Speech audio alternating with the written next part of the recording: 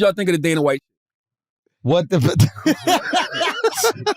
You ain't got time for no segue, bro. Let's just get to it. It kind of is a segue because you're talking about cauliflower ears and MMA. This is what we should do with the Dana White stuff. Okay. Other things you could do when your wife slaps you. Okay. Other things you could do. I like that. Because we all know slapping her back is not the right thing to do. Never put your hands on a woman. Surprisingly, no, I agree with you 100%. Surprisingly, we did the topic on Breakfast Club this morning, and I was approaching it from the angle of what D.L. Hughley was saying, how, he feels like nobody's paying this any attention. If this was a black guy, they'd have been digging up old tweets and they'd been bringing up fights he had in third grade. I agree with DL to a certain extent, but I think that all of that stuff that he's looking for, it comes from social media.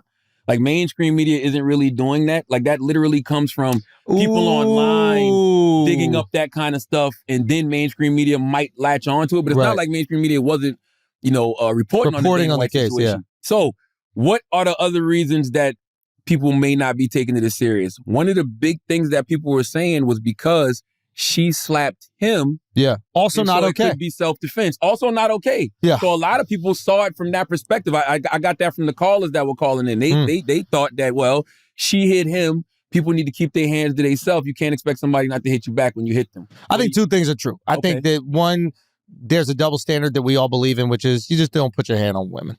100%. Like, and that's even if they do it first, which is wrong and fucked up. You should never put your hand on your partner. Run. That being said, run. If there's no women around to handle the situation for you, run. I'm serious. We got to start going back to blaming shit on alcohol too. No.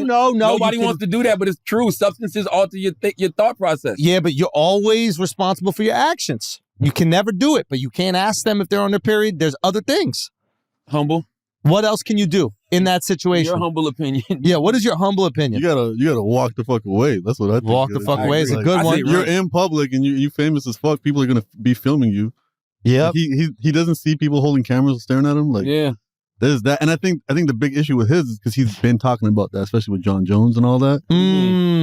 All he's been talking about like for years, and they're pulling up quotes where he's telling fighters like, you can come back from a lot, but you can never come back from putting your hands on a woman. But I don't know if that's true because he let John Jones back and he let Greg Hardy back. Yeah. And both of them have accusations of that. Yeah. So that actually, those are the two situations that I think kind of help him right here. Damn, I didn't know that. I didn't know that this morning when I was talking about it. No, but the thing is, he did let them, like John Jones is going to fight for the title now. Yeah. And Greg Hardy was in I think the that's just a organization message for a while. that happens out here anyways. If you're profitable enough, everything is forgiven. Yeah, but Greg Hardy wasn't even profitable. Yeah. That's the other thing. So it's like he had this situation when he was playing in the NFL. And then he still got signed to the UFC. Yeah. Okay. So I think it's one of those things where like in a weird situation, he's actually been giving people second chances from these things. Yeah. So it's one of those things where it's like, if he was super strict on that, and then there'd be no way where he could continue being the CEO. Yeah. Because if he's super strict on them, it's like, why do you deserve a second chance? It tells me that you shouldn't be so judgmental either. Yeah. You know what I mean? Yeah. Like sometimes when you, and you know, it's so interesting. I remember Minister Farrakhan has a quote. Minister Farrakhan says, when you see somebody, going through some shit or you see somebody getting in some trouble, don't laugh, learn. Yep. You know what I mean? Yep. And I mean, that's what that is. Like, that's why cancel culture is such a tricky thing, man, because you never know when you could be in a situation like that. Yeah. You don't know what you're going to do until you're in that situation. Yeah. In his mind, maybe he never thought he would put hands on a woman until he realizes, oh, shit, like, it happened. Yeah. But he's right. I mean, and that's the other thing. He apologized for it immediately. Yeah, he called TMZ. Yeah. So I don't know why the media is not reacting to this, but I think the other thing that people are saying, whether they realize they're saying it, is they want him to have some consequences. So when D.L. Hughley is saying, like, how come people aren't talking about this? He's basically saying, where are the consequences? And that becomes like, and completely reasonable. And but that also becomes, it becomes, I don't want to use the word, there's like personal investment in that, right? So for example, like, I think anybody who maybe doesn't like Dana White or anybody who sees racial inequality is going to use this as an example of either, hey, Dana White sucks, or hey, this is racial injustice. And the problem with both of those are a lack of concern about the person that could be really affected, which is his wife and kids. Yeah. Yeah. So absolutely. it's like, if I saw people really upset Absolutely. and they're only talking about wife and kids, then I'm like really understanding of that, like Absolutely. thoughtful. But it seems most of the reaction to this is either, I hate Dana White, you guys should too. Yeah, it's opportunism. It feels a little opportunistic. Mm-hmm. Because I think the nature of that business is not like there's a lot of family-oriented sponsors in the UFC. Like it really gears towards a demographic That like violence. Yeah. That's the other thing they were saying too, is like because he's the president of UFC and MMA is so violent, you kind of expect that behavior. But the only reason I got to push back on that is because boxing is violent. Yep. Football is violent, but I don't see boxers and football players getting that same grace. I think you got to look at the corporate side of it. I just like, what, yeah. Went to jail though. Not for that. Yes, he did. I think he went to jail for... No, he went to jail for DV. He did. Yeah, he went to jail for DV.